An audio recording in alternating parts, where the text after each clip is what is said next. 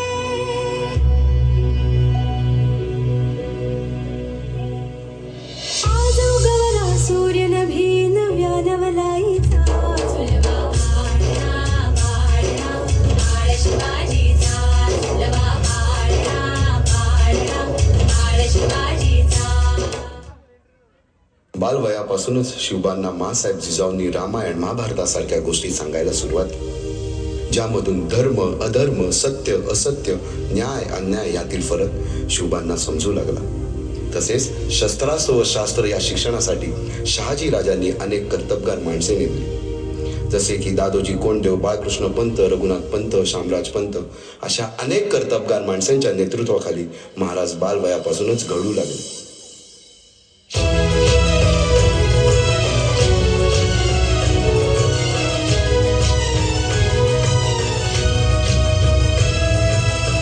अर्जुन तूच केशव तू तुझा हो सारथी तूच अर्जुन तूच केशव तू तुझा हो सारथी करुणी वार गनिमावर दे भूमीस आहुती करुणी वार गनिमावर दे भूमीस आहुती तूच अर्जुन तूच केशव तू तुझा हो सारथी करुणी वार गनिमावर दे भूमीस आहुती. एकटे नेतृत्व कधीच साम्राज्य उभे करू शकत नाही, त्यासाठी तशी कर्तबगार माणसे निष्ठावन मावळे घडवावे लागतात. शिवरायांनी असे सवंगडी त्या वयापासूनच पारखायला सुरुवात केली. तानाजी मालुसुरे सूर्याजी मालुसुरे यसाजी कंक सूर्याजी काकडे बाजी जेदे आणि अशा अनेक सवंगड्यासमोर शिवबांनी शपथ घेतली स्वराज्याची, शपथ घेतली स्वराज्याच्या बांधणीची.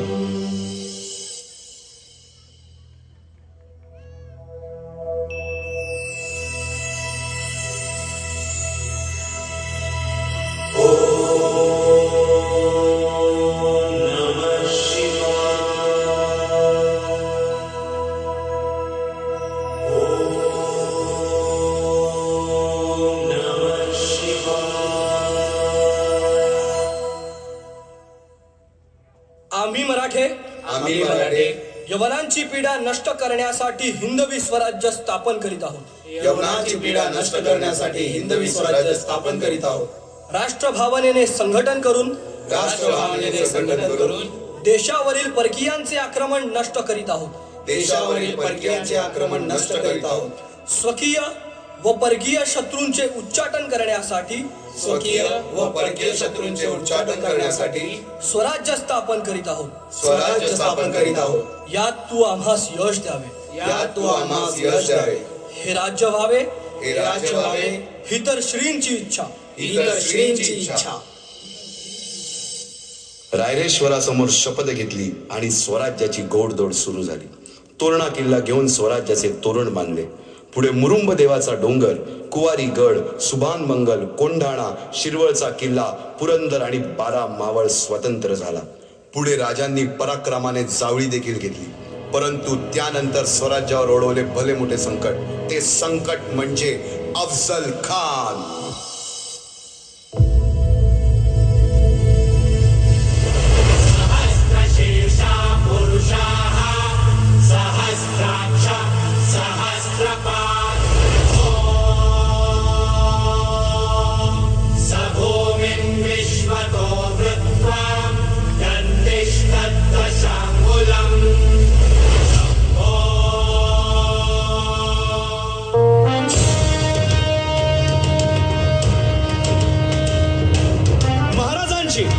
शिवाजी महाराजांची कीर्ती बेफाम होती.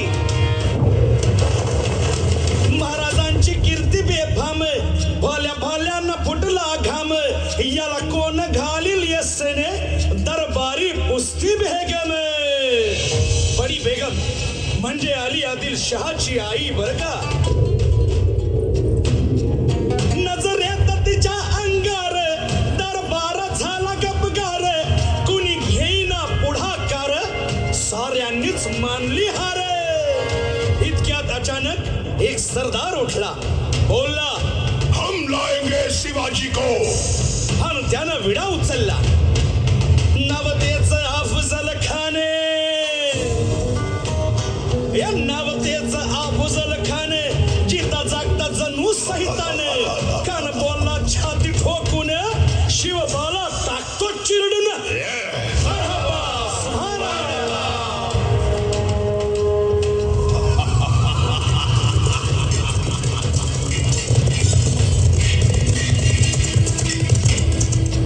आता शिवबाचं काही खरं नाही. इकडं निजाम, तिकडं मोगल, पलीकडं इंग्रज. जो तो हेच बोलू लागला. महाराज आपला जीव मोलाचा आहे. खानाचं सैन्य अफाट आहे. त्याच्यासमोर आपला टिकाव लागणं अवघड आहे. काही दिवसांसाठी आपण कुठेतरी अज्ञातस्थळी निघून जा. काय म्हणालात रायबा? मासाहेब, आम्हाला आमच्या जीवाची पर्वा नाही. राजांचा जीव वाचणं गरजेचं आहे. रायबा, शिवबा केवळ आमचा पुत्र नाही, तर अवघ्या मराठी जनांचा स्वाभिमान आहे. या मातेने आपला पुत्र गमावला तरी 72, परंतु भ्याडपणे पळून जाऊन या मराठी मुलखाचा स्वाभिमान गमावता कामा नये. अशा वाघिणीचा त्यो छावा. बाळासाहेब आपला पुत्र आणि मराठी मुलकाचा स्वाभिमान विजयी टिळा लावूनच परत अशा वाघिणीचा त्यो छावा. तथास्तु. गनिमाला कसा ठेचावा, डोक्यात नेहमी कावा. भेटीचा धाडला सांगावा. खानाच्या भेटीसाठी महाराजांना एक शानदार शामियाना उभारला होता. आणि अशा या शामियान्यात खान डौलत डुलेत आला. खान डौलत डुलेत आला. सय्यद बंडा त्याच्या संगतीला. सय्यद बंडा त्याच्या संगतीला. शिवबाच्या संगती महारा. राजाला पाहून खान म्हणतो कसा, आओ आओ शिवाजी, आओ हमारे गले लग जाओ. खानानं राजाला आलिंगन दिलं आणि दगा केला. खान अभिमान मान्याला. खान अभिमान मान्याला. कट्यारीचा वार त्यानं केला. कट्यारीचा वार त्यानं केला. खर खर आवाज झाला. खर खर आवाज झाला. चिलखत होतय अंगाला. चिलखत होतय अंगाला. खानाचा वार फुका गेला. खान यडबडला. इतक्यात महाराजानं पोटामंदी पिचवट केला. पोटामंदी पिचवट केला. वाघेनं खाचा मारा केला. वाघेनं खाचा मारा केला. टरा टरा पडलं पोटाला. टळा गेला खानाचा कोटळा. भाई रे भाई रे आला जी जी. भाई रे आला जी जी जी.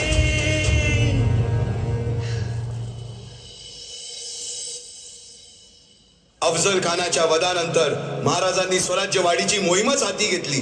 पाहता पाहता पन्हाळ्यापर्यंतचा प्रदेश जिंकून घेतला. कोकणही ताब्यात घेतले. सर्वत्र फक्त विजयच विजय दिसू लागला. हिंदवी स्वराज्य वाढू लागले. अशा या वाढत्या हिंदवी स्वराज्यावरती संकटे येतच होती. पुढे स्वराज्यावर संकट आले ते म्हणजे सिद्धीचे, सिद्धी जोहरचे. सिद्धीने सुमारे 4 महिन्यापेक्षा जास्त पन्हाळ्याला वेढा घातला. या वेड्यातून महाराजांना सुटकेसाठी बाजीप्रभू देशपांडे, शिवा काशीद व अनेक बांधलांनी पराक्रमाची शिकस्त केली. समोर मृत्यू दिसून सुद्धा शिवा काशीद प्रति शिवराय बनून सिद्धीच्या शामियानात जातात. काय म्हणावे त्या धैर्याला. पावनखिंडीत 3000 गनिमांची अवघ्या 300 मावळ्यांना घेऊन घोडखिंड आडून धरली आणि बाजीप्रभूंनी राजांना पुढे जाण्यास सांगितले. काय म्हणावे त्या शौर्याला. राजे लाख मेले तरी चालतील, परंतु लाखांचा पोशिंदा हा जगलाच पाहिजे. जा राजे जा, फक्त एक करा. विशालगडावर पोहोचल्यावर तोफेचे 5 बार द्या. तोपर्यंत हा बाजी या खिंडीतच गनीम रोखून ठेवतो. पुरंदराच्या तहावेळी मुरारबाजींना माझ्या सैन्यात आलमगीर बादशाहकडून मनसब देतो असे आमिष दाखवणाऱ्या त्या दिलेर खानासमोर मुरारबाजी स्वराज्याच्या पायी वाहिलेल्या निष्ठेला आठवून तांडव करतात. काय म्हणावे त्या स्वामी निष्ठेला. पुढे राजांना आग्र्याला जावे लागले. त्यातील औरंग्याच्या मगरमिठीतून निष्ठून आल्यावर तहा दिलेल्या किल्ल्यापैकी जेव्हा कोंडाणा घेण्याची वेळ आली तेव्हा स्वतःच्या मुलाचे लग्न बाजूला ठेवून सुभेदार तानाजी मालुसरे पुढे आले. काय म्हणावे त्या त्यागाला. ही मोहीम मॅच फत्ते करणार राजो. आधी लगीन कोंढाण्याचं, मग माझ्या रायबाचं. अशा या स्वराज्याच्या यज्ञकुंडात अनेक महावीरांनी शौर्याची, निष्ठेची, त्यागाची समिधा धारण करून आहुती घेतली. अशा कित्येक महावीरांनी पराक्रमाची पराकाष्ठा करत स्वराज्याचे एक एक दगड, चिऱ्या, पायऱ्या बसवल्या, घडवल्या.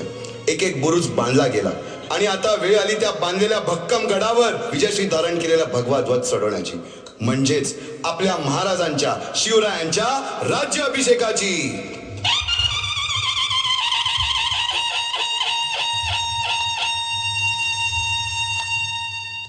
350 वर्षाच्या काळरात्रीनंतर अरुणोदय झाला. भगवंतांनी दिलेला शब्द खरा झाला. हिंदवी स्वराज्य स्थापन करणारा, यवनांची पीडा नष्ट करणारा जाणता राजा राज्याभिषेकासाठी सज्ज झाला.